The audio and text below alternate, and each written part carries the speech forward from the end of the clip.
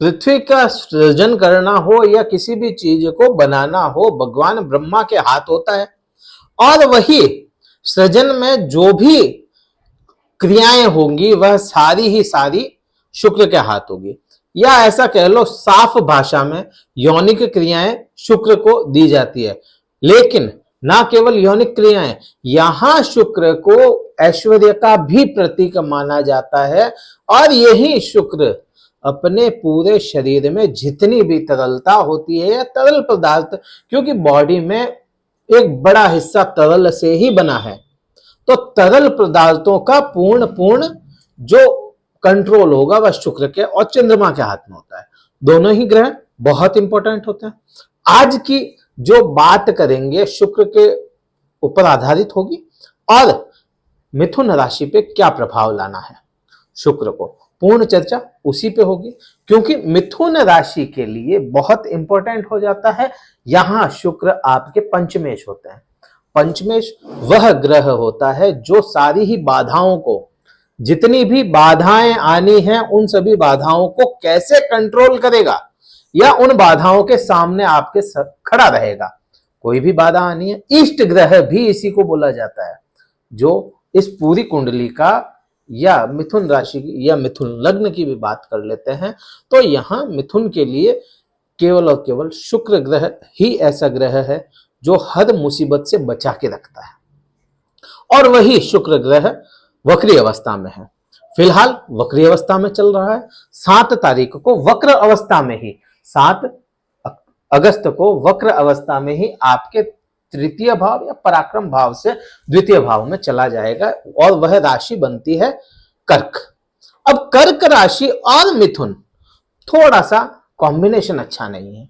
कर्क राशि मिथुन मीन्स यह हो गया कि बुध जो होते हैं आपके लग्नेश होते हैं, आपकी राशि के स्वामी होते हैं, इसका चंद्रमा के साथ में बहुत अच्छा संबंध नहीं है।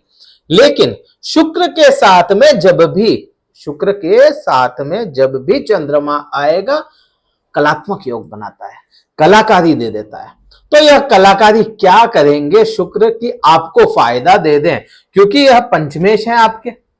पूर्ण चर्चा यहां पर सबसे पहले 7 अगस्त को यह वक्र अवस्था में ही परिवर्तित करेंगे। 17 अगस्त को, यह 17 अगस्त की शाम को होंगे, लेकिन इसको 18 कह सकते हैं क्योंकि वैसे ही सूर्यास्त हो जाना है।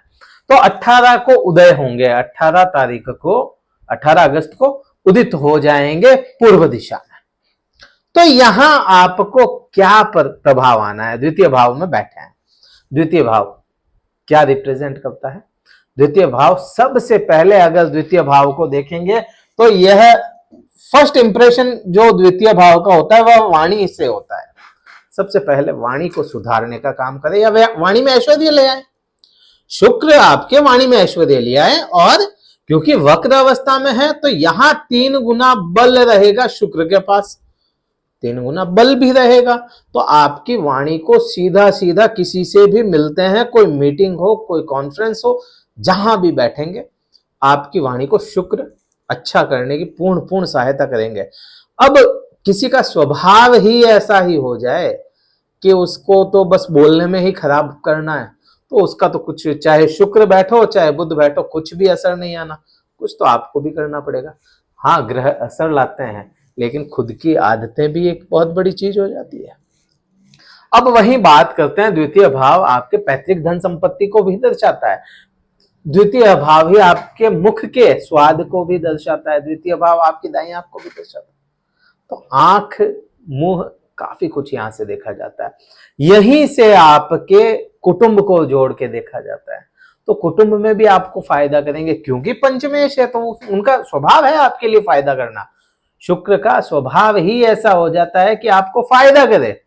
तो यहां आपको पूर्ण रूप से ऐश्वर्य दिलाने का काम करेंगे द्वितीय स्थान से।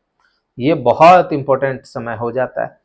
अब मिथुन राशि के कई मैसेज आते हैं कि मिथुन राशि के फायदा नहीं हो रहा है, तो मे भी चांसेस ऐसे हो कि मिथुन राशि है आपकी और लग्न कुछ और, लग्न में आपके कहीं ना कहीं शुक्र या दूसरे जो भी ग्रह हैं बहुत अच्छी पोजीशन में ना हो।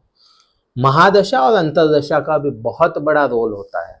महादशा या अंतरदशा फेवरेबल ना हो तो इस वजह से भी आपके कुछ फायदा ना आता हो तो आप उसको चेक कर लीजिएगा।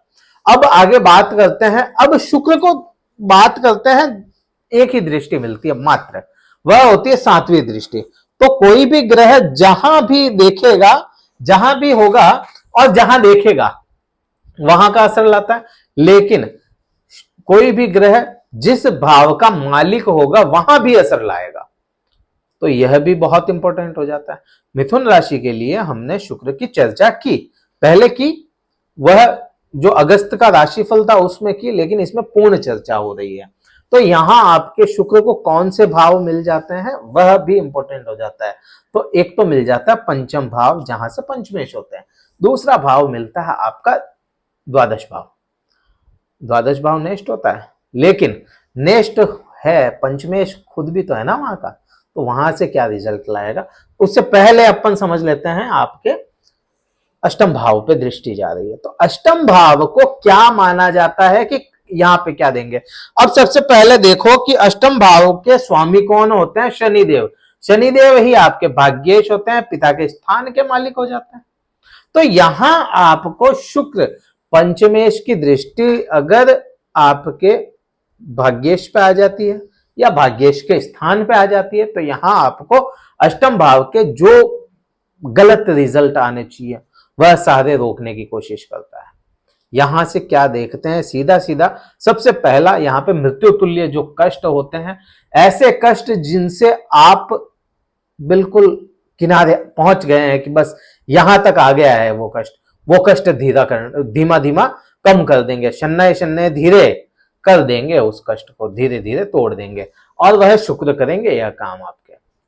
यहाँ पे जो कष्ट ऐसे जिनको आप अब सहन नहीं होते, वह कष्ट इस वक्र अवस्था में 1 अक्टूबर तक, 7 तारीख से अक्टूबर तक, वक्री तो अभी भी है लेकिन 7 को परिवर्तित कर जाएंगे, पूर्ण वक्र अवस्था रहेगी यह पूर्ण वक्र अवस्था है।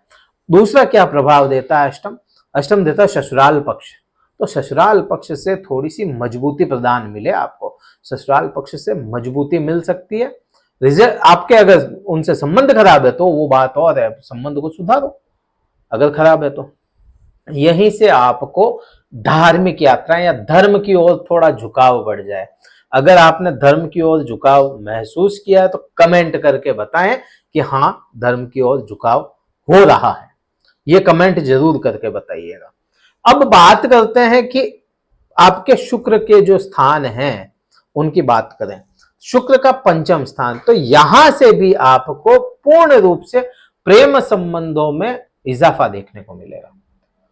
यह बात केवल शुक्र की कर रहे हैं, यहां पूर्ण रूप से प्रेम संबंधों में, शिक्षा में, ज्ञान हासिल करने में, किसी भी प्रकार का ज्ञान हासिल करना हो उसमें भी आपको अच्छा रिजल्ट देगा शुक्र, और 100% देगा। यहां पे संतान सुख में अच्छा देगा, आपकी चाहतें बढ़ा दे, चाहतें बहुत अधिक बढ़ सकती है और उन्हीं चाहतों की पूर्ति भी आपकी धीरे धीरे होती रहेगी। जो भी चाहत बढ़ जाती है, जो मन में चाहत है पूर्ण होगी। तो यहां यह रिजल्ट आएगा। दूसरा रिजल्ट क्या आएगा, क्योंकि आपके द्वादश भाव का 12वें भाव का भी स्वामी हो जाता है, तो 12वां भाव रिप्रेजेंट करता है सबसे पहला मोक्ष को। इसीलिए मैंने बोला कि आप कमेंट करके बताइएगा कि धर्म की ओर झुकाव बढ़ा या नहीं बढ़ा। मोक्ष को रिप्रेजेंट करता है, यही मौज को भी रिप्रेजेंट करता है। मौज जो बैड प्लेजर्स होते हैं, पति पत्नी के आंतरिक संबंध कह लो, यौनिक क्रियाएं कह सकते हैं इसको, कि आप जो यौनिक क्रियाएं करते हैं तो वह सभी में आपको पूर्ण रूप से इजाफा देखने को मिलेगा। अगर किसी भी कोई भी परिस्थिति से अगर यौनिक क्रियाएं करने में अक्षम हो गए या कुछ कम हो गई, तो यहाँ पे यह चीजें बढ़ाएगा, आपके हार्मोन्स बूस्ट रहेंगे, बूस्ट लेवल रहेगा एकदम बढ़िया। तो यह आपको रिजल्ट अच्छा देगा। किसी प्रकार के कोर्ट केस वगैरह उनमें भी आपको यहाँ पे बहुत ज्यादा दिक्कतें नहीं आएगी, यात्राएं हो सकती है। तो यह भी आपके लिए बहुत अच्छा ही समय माना जाएगा। यह जो 1 अक्टूबर तक है बहुत बुरा समय नहीं है, अच्छा समय है। क्या करना चाहिए कि आपको और अच्छा रिजल्ट मिले, शुक्र आपको और अच्छा रिजल्ट दे सकता है। उसके लिए आपको, अच्छा यहाँ पे प्रेजेंटेशन भी बहुत मायने रखेगी, आपकी प्रेजेंटेशन बढ़ जाएगी, क्योंकि वाणी बढ़ेगी, वाणी में अच्छा होगा तो आपकी प्रेजेंटेशन भी वैसी की वैसी बढ़ती हुई नजर आएगी। आपको क्या करना चाहिए? शुक्र के लिए सबसे पहले, स्त्री है तो अपने पुरुष का सम्मान, पुरुष का मीन्स पति का, अगर पुरुष है तो स्त्री का, अपनी पत्नी का सम्मान, पत्नी को परफ्यूम गिफ्ट करें, पति को परफ्यूम गिफ्ट करें, एक दूसरे के खुद लगा सकते हैं, सुपीरियर रिजल्ट, बहुत अच्छा रिजल्ट आएगा। शुक्र की जाप करना शुरू कर दें, शुक्र का प्रातः समय जाप शुरू कर दें, आपको बहुत अच्छा रिजल्ट आएगा। कुछ मीठा भी खा सकते हैं, खाने में कुछ मीठा शामिल करें।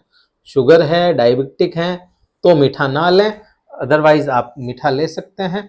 हमसे अगर कुंडली विश्लेषण करवाना चाहते हैं, डिस्क्रिप्शन में नंबर मिलेगा, केवल व्हाट्सअप, और वह भी कार्यालय के, पर्सनल नंबर नहीं है, तो आप व्हाट्सअप करके शुल्क जो भी है पूछ सकते हैं और अपना अपॉइंटमेंट बुक कर सकते हैं। वीडियो कहीं अच्छा लगा और लाइक शेयर कीजिएगा, सब्सक्राइब कीजिएगा। इस वीडियो में इतना ही था। जय हिंद, वंदे मातरम, भारत माता की जय।